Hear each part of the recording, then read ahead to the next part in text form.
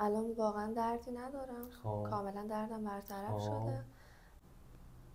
خب در خدمت مراجعه کننده عزیزمون هستیم. و شما برامون بگین که اصلا چی شد اومدین فیزیوتراپی، مشکلتون چی بود؟ اول که تشکر میکنم ازتون بابت این 10 جلسه. خیلی ممنون.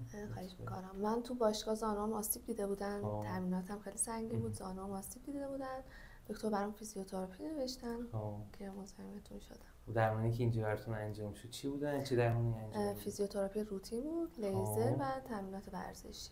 اوکی. بعد روز اول اگه دردتون 10 بوده و مشکلتون، بله. الان چی جوری؟ از 10 چنده و چی جوری کلا مشکلتون؟ الان واقعا دردی ندارم. خب. کاملا دردم برطرف شده.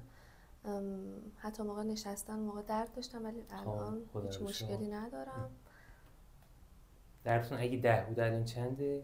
الان یکم نیست دیگه، زیر یک. خیلی موفق باشین. مرسی، ممنون از شما.